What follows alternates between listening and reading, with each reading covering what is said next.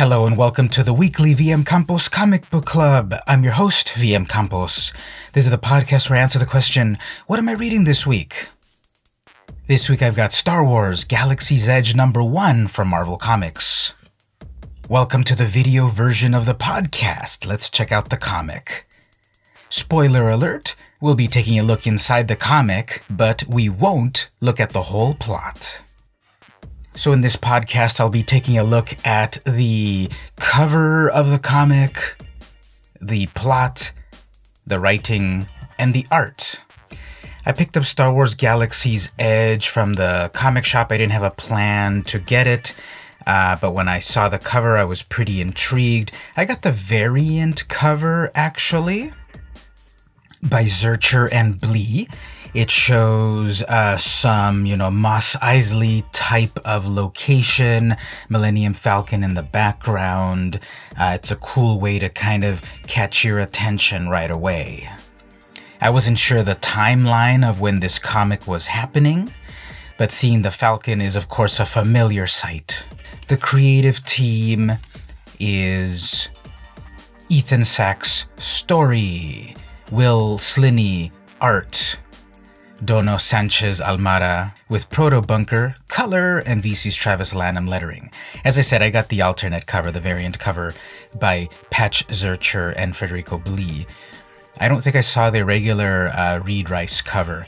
Now, the cover, getting back to that again, this is tying into the new Galaxy's Edge attraction. There's a Star Wars land coming out, which is pretty amazing. And this is, a part of that. So the book starts off with a sort of a prologue of things.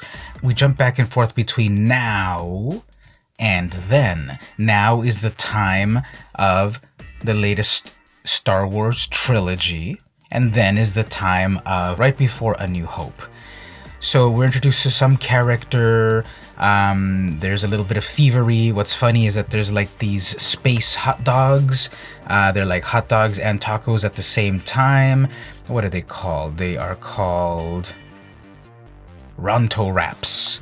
They look like, space hot dogs, space tacos. That's fun. And then, the New Order shows up. And then there's an evil character. The Red Fury will burn down this entire rat's nest to smoke them out. Lieutenant Agnon. So who is that new character? Now we see the First Order, but this is the Red Fury faction of it. Who knows how that works completely? And we're introduced to the main characters, Doc Ondar, Remix, Kendo, and Wuro. There's a great opening synopsis here. Black Spire Outpost is a haven for smugglers, merchants, and travelers from every corner of the galaxy, all looking to make the score of a lifetime on the infamous black market. War, the fall of the Republic, the rise of the Empire, Black Spire has endured, and the mysterious traitor Doc Ondar has weathered it all, thriving on the unique opportunities that abound in the lawless pockets of the galactic fringes. Okay, so we jump back in time, forward in time, to a couple of different parts in Star Wars history. Han Solo and Chewbacca make an appearance. They have their adventure. For the video podcast, I won't reveal the whole plot. You've got to check it out yourself. But there is a Han Solo and Chewbacca adventure that ties back into the main story of our main characters visiting Doc Ondar. He has actually Doc Ondar's Den of Antiquities.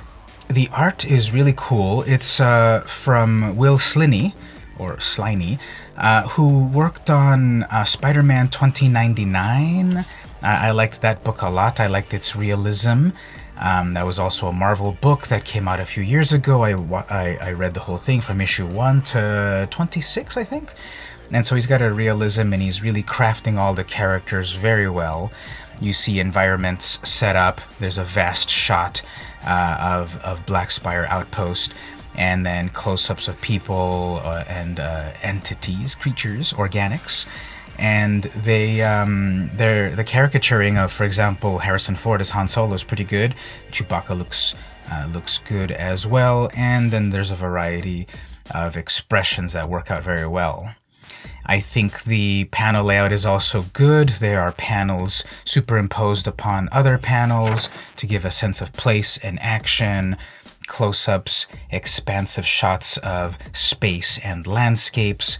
There's a shot of a very detailed, lush planet with a lot of greenery. And Doc Ondar's Den of Antiquities is nice and detailed as well. As for the plot, the story by Sachs is also enjoyable. I like how it jumps back and forth between a couple of time periods, the now of the current trilogy with the then of the past trilogy. So basically, the main characters are trying to retrieve an artifact from Doc Ondar, and it ties in with a past adventure with Han Solo and Chewbacca. That one's self-contained, but then that plotline returns with the main story of the now, and the book is to be continued. After all, this book is a limited series. It's part 1 of 5, and we will see the further adventures of Remix, Kendo, and Wuro. So story and art are both enjoyable. I would give the cover a 5 out of 5. I like the realism of it, placing characters in a good scene, in a classic but new environment. The interior art is also very good. It's realistic, it's modern, it's shaded very well, it's colorized very nicely. Characters look unique, expressions look good, anatomy is also done well. So I would give that also a 4 out of 5. And the story I would also give a 4 out of 5 in terms of I like dealing with the past and then relating to the present. Stuff is going on in the past that relates to the present. Other things of note in the comic, this was released after Spider-Man Into the Spider-Verse, so we've got an ad. Congratulations to the Academy Award-winning Spider-Man Into the Spider-Verse. Don't miss out on these terrific graphic novels, starring Miles Morales and his amazing friends. Yep, so that's kind of cool that the movies, are trying to cash in on the comics, relating them together. I hope that more of the movies do this to remind you, hey, these great stories came from great comics, so please check out the comics. I recommend Spider-Gwen. Other things of note in the book, well, we have an ad over here for Black Cat #1 by Jed Mackey and Travell Foreman, covered by J. Scott Campbell. What's luck got to do with it? This is in June. So, honestly, a very alluring Black Cat cover right here by J. Scott Campbell. I feel that Campbell had been sort of relying too much on a crutch of his usual style, his usual pose and such. I'm glad here that this is a different kind of a pose. There's the Black Cat, she's very sexy, very alluring, but if you look closely you see that she's actually scratching at a glass to get into some nice jewelry and such. Her expression is also nice. I always loved those accents on her costume, the furry aspects of it really matching her hair. Her domino mask was always fun. And I'm going to check out this comic eventually when it comes out. I think the Black Cat is one of my favorite villains. I'm a Spider-Man fan, and I know that she's in his mythology a lot, so I'll check out her book. We've got a Stan's Soapbox reprint. This is from 1967. So heartwarming and touching, a Stan Lee tribute. Now, editorializing, I wish they did also a little bit more with Steve Ditko. He passed on in 2018 as well, and he was also instrumental in creating many aspects of Marvel Comics, including The Amazing Spider-Man. But I like this, how they're showing an old, editorial note that Stan wrote back in the day, talking about, do you really believe in the characters that you create, or are they just like, fantastical things? Do you really stand behind them?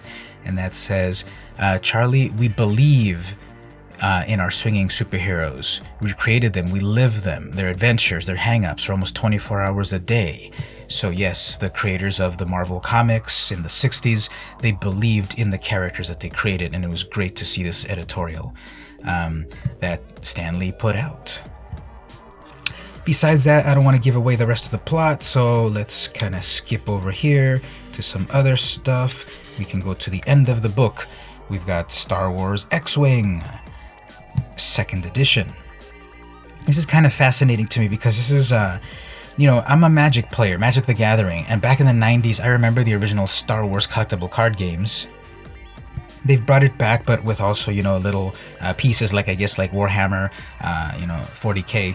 And so this is kind of cool. I haven't played the game myself, but I see that they're advertising the game, so that's synergy. And then a preview for issue number 2. Who's that Rodian right there? Well, you'll have to come back and see who it is. And on the back cover, we've got a really great ad from Captain Marvel. This is the film and soundtrack out now. Music by Pinar Tropak. Listen on Spotify. So if you scan this with your Spotify app, you'll actually get an active link to go to that right now. So that's pretty cool.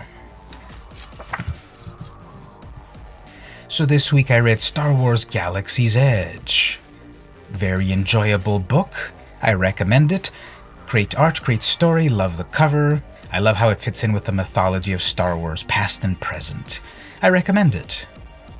This has been the weekly VM Campos Comic Book Club, and I'll see you next week.